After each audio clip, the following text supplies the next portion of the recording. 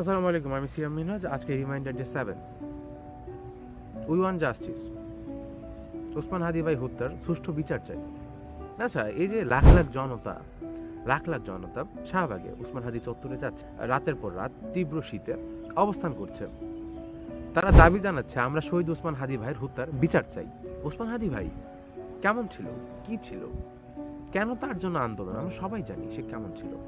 কেন কোনো অগ্রগতি হচ্ছে না? কেন পুলিশ বলল যে ভারতে দুজনকে আটক করা হয়েছে, অথচ তার কিছু ঘন্টা পর আবার বলা হলো যে না, এমন কিছুই হয় নাই। এই যে ভাওতাবাজি, এই যে আইরনি, এই যে আইওয়াশ, এগুলো কেন হচ্ছে? ওসমান হাদি ভাই কি এই জন্য থ্রেট ছিল সবার, যে সংসদে গেলে যদি এমপি হইতে পারি ইনশাআল্লাহ বাকি 299 জন এমপি জান বের করে ফেলবো। দেশে গুম হতো, খুন হতো, গুম করা হতো, খুন করা হতো, এখন গুলি করা হয়, অথচ কোনো বিচার হয় না। ডক্টর মোহাম্মদ ইউনূস আপনাকে উদ্দেশ্য করে বলেছিল ওসমান হাদি তার জীবন দশায়। ওদের নেইতে কইরে দেন। আফসোস, রাজনৈতিক দলগুলো এত বদমাশ কেমনে হয় ভাই? আর প্রধান উপদেষ্টারে তারা গিয়ে বলে অমুক বিশ্ববিদ্যালয়ের ভিসি কিন্তু আমাদের লাগবে, ওই পেট্রো বাংলার চেয়ারম্যানটা কিন্তু আমাদের লাগবে, স্বরাষ্ট্র আর জনপ্রশাসন মন্ত্রণালয়ের সচিবটা কিন্তু আমাদের লাগবে।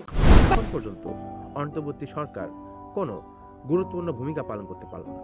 আমরা জানতে চাই কেন অন্তর্বর্তী সরকার এখনো কোনো অগ্রগতি দেখাতে পারছে না ওসমান হাদি ভাইয়ের হত্যাকারীদের ধরার জন্য। ওসমান হাদি ভাই জীবন দাসে বলেছে যে আমি মারা গেলে, গুলি করে মেরে ফেললে অন্তত আমার হত্যার বিচারটা কইরেন, তাহলে দেশের আসলে এখনো আইনের ব্যবস্থা হয় নাই।